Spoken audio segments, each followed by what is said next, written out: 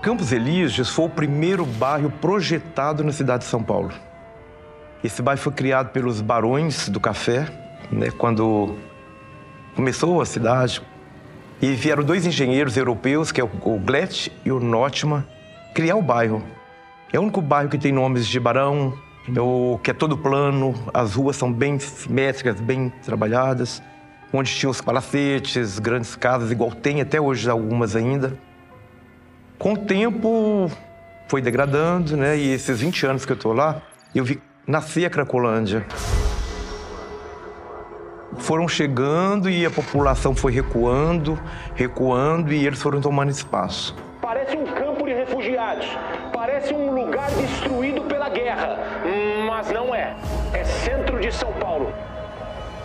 O crack, primeiro que ele é o lixo da cocaína. Ele é a cocaína misturada com outras substâncias. Não vou dar a receita aqui naturalmente. Então ele dá um impacto inicial que é como se fosse uma descarga elétrica no seu cérebro que dura por volta de uns 10 segundos. Faz tchum!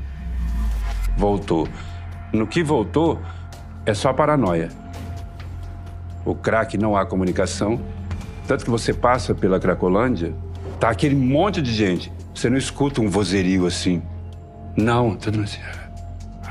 Eles não falam. Só quem fala alto lá são os vendedores, que lá tem um comércio que não se restringe às drogas.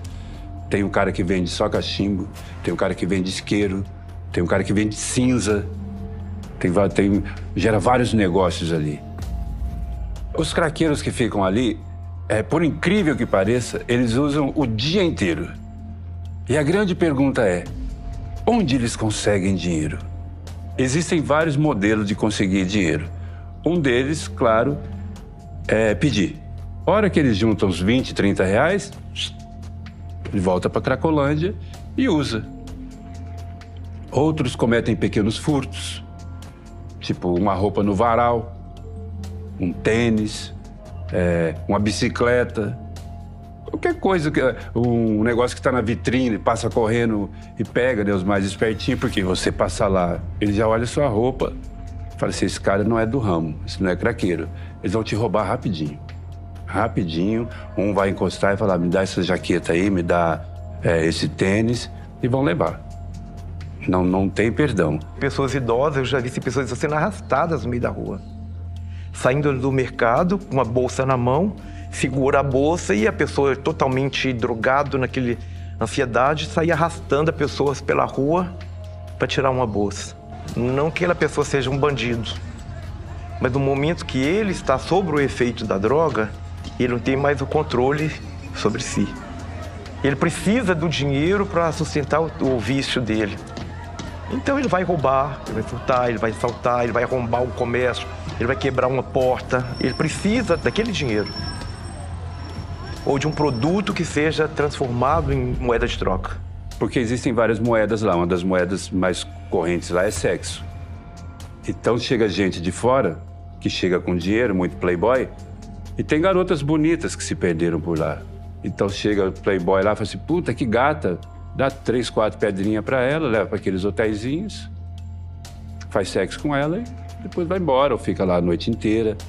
Imagine 3 mil pessoas marchando pelo centro e saqueando tudo. Já era, é o caos, é o apocalipse. Traficantes armados vendem droga no centro de São Paulo, numa feira de crack, à luz do dia. Esse comércio acontece num quarteirão da região que é conhecida como Cracolândia. A justiça brasileira, o governador de São Paulo, ele está assumindo. Fala assim, olha, dentro da Cracolândia eu não posso fazer nada. Eu não tenho autoridade. Ali eu não mando. Eu mando em São Paulo, mas na Cracolândia quem manda são os craqueiros. Tem polícia militar na Cracolândia. Sabe o que eles fazem? Vou imitar um policial da Polícia Militar de São Paulo na Cracolândia.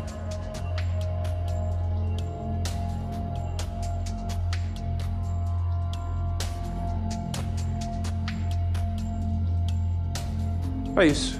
Entra prefeito, sai governador, sai governador e ninguém consegue fazer nada para tirar aquilo ali. Porque a força de quem está por trás, que é o crime organizado, é muito forte. A Cracolândia dá muito lucro. Muito, mas milionário. Milionário. Eu não sei quanto está hoje, na moeda de hoje, está uma pedra de crack, mas sei lá, supomos que esteja, sei lá, entre 5 a 10 reais por aí. Uma pedrinha de crack. Você imagina quantas são vendidas por dia? Um craqueiro fuma, em média, vamos colocar baixo, umas 5 pedras por dia. Um craqueiro. Lá tem 3 mil craqueiros. 3 vezes 5, 15. Vai dar o quê? 1.500 pedras? A 5 reais cada uma? Imagina quanto dá isso. Todo esse acúmulo de pessoas sem infraestrutura gera a questão da insalubridade, da sujeira no espaço, que ali é feito as necessidades fisiológicas, ali são jogados os restos de comida, tudo que eles coletam no lixo pela rua, porque eles vasculham o lixo achando alguma coisa que você possa transformar em moeda de troca dentro do fluxo da Cracolândia. A situação de quem vive aqui é de calamidade e também de impotência. Esse cobertor que foi colocado na janela, ele não tá aqui por causa da nossa presença, não. Essa é a vida diária dos moradores desse condomínio. Eles ficam escondidos dentro da própria casa, do próprio apartamento. Não têm o direito de ir e vir aqui. Não podem sequer olhar pela janela. A gente vive com medo e é assustador. É muito barulho, é muita ameaça que a gente sofre, né? Tem casos aí de pessoas que ficam na varanda e são ameaçadas por sair na varanda do seu próprio apartamento. Então a gente tá em pânico aqui, a verdade é essa. A gente se sente em pânico. Tudo que se fizer em favor de acabar com a Cracolândia, o Ministério Público vai lá e entra com ação impedindo. Tem várias ações. Tem uma ONG que chama Craco Resiste. Essa ONG trabalha para manter a Cracolândia. E tem apoio de Ministério Público, apoio de todo mundo. E eles que entraram com ação no Ministério Público para impedir a GCM de trabalhar. E olha, uma ONG criada para manter o tráfico de drogas. E tem poder, tem voz ainda. Que país é esse que a gente vive hoje? O próprio nome da ONG já demonstra que eles não têm nenhum plano para acabar com aquela situação. Não é acabar com a Cracolândia, é acabar com aquela situação de miséria e desespero. Não, eles têm a palavra resiste. Como assim Craco resiste? Não tem que resistir, tem que mudar. Resistir é você querer que permaneça aquele estado em que você está, né? Nós resistimos, ou seja, nós vamos ficar aqui. É muito canalha, né? Para mim, eles não fazem absolutamente nada. Porque eu tenho um e-mail deles falando, não sei se e-mail, mensagem, sei lá, porque que eles defendem a coisa, o forte deles. A gente defende que o craqueiro não use o crack na lata, usando o cachimbo, tanto que nosso símbolo são 2 cachimbos, porque usar na lata é tóxico. E, puto, o cara tá fumando um crack, meu irmão. Ah, qual que é a diferença? Esses imbecis, quem tá falando sou eu, Márcio Américo, que eles são imbecis. Eles não sabem que fumar no cachimbo, você enfia o cachimbo dentro da sua boca, enquanto na lata você só encosta aqui, o cachimbo entra dentro da sua boca. E ao compartilhar o cachimbo, muitos craqueiros pegam hepatite e outras doenças que podem ser transmitidas através da saliva, do sangue, inclusive HIV. Olha que beleza que eles estão incentivando. Na lata é mais difícil esse tipo de contágio. Eles estão lá, ninguém está fazendo nada. Falei assim, eu vou dar uma sopinha pro craqueiro. Eu vou criar um lugarzinho para ele dormir. Não é isso que tem que fazer. Agora ficar dando sopinha, dando caminha, distribuindo coberta, velho, aí você tá aparando a goteira com a peneira, né? Aí não adianta.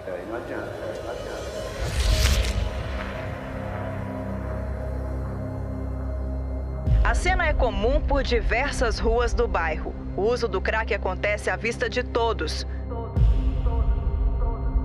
Um grupo de 21 pessoas que reside em barracões de papelão e lona no viaduto do Baldo, centro de Natal. Grupos de dependentes permanecem no local e ainda é grande a movimentação de dependentes no local.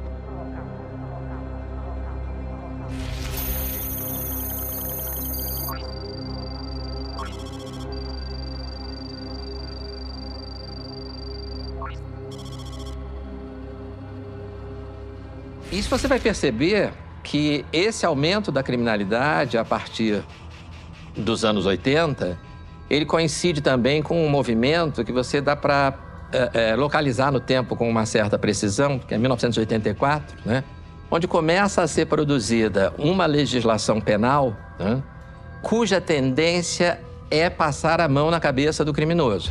Enquanto aqui nós editamos uma lei para tornar mais de 50% dos crimes infrações de menor potencial ofensivo, isto é, impedindo qualquer possibilidade de prisão, os Estados Unidos tomou uma decisão contrária e definiu que justamente o chamado pequeno crime como necessário uma reprimenda para que o criminoso não evolua, não progrida para um crime mais grave, mostra o quanto esse relaxamento, essa laxidão que o Brasil decidiu tomar a partir especialmente da década de 90, mas que se iniciou ainda na década de 80, tornou tão difícil hoje controlar a criminalidade no Brasil, permitiu a criação de não mais facções criminosas, mas verdadeiras organizações criminosas já com estruturas mafiosas, porque já há uma grande expertise em lavagem de dinheiro, por exemplo, do PCC. Foi uma escalada de criminalidade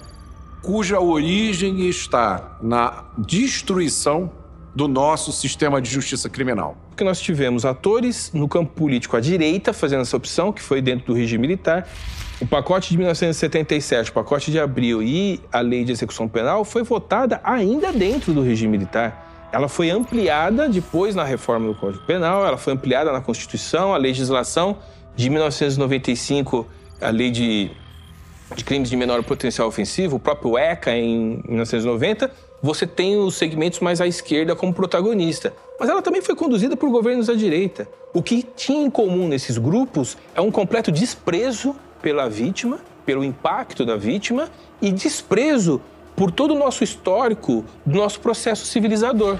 E do outro lado, todas as grandes nações, todas as grandes democracias abordaram tanto o postulado jurídico quanto das ciências sociais para construir o seu sistema de justiça criminal. É que não era só uma opção entre esquerda e direita, era uma opção entre civilidade e barbárie, e optaram pela barbárie. Mesmo com todo o conhecimento científico do campo das ciências sociais e do campo do direito apontando que isso levaria à barbárie e não ao processo civilizador. Nós jogamos fora, durante essas últimas 4 décadas principalmente, toda a nossa herança civilizacional. Então nós estamos vivendo um estado de barbárie. A gente consegue perceber hoje isso de uma maneira mais nítida quando viaja para o exterior. Os estrangeiros muitas vezes estranham as atitudes dos brasileiros. Porque os brasileiros chegam no local, às vezes são os únicos que usam o cofre de um hotel. Imagina, os números chegaram dos assaltos, esses que têm subnotificação, etc., a 3 assaltos por minuto no Brasil. Imagina, 3 assaltos por minuto. Isso gera um abalo psicológico nos cidadãos enorme.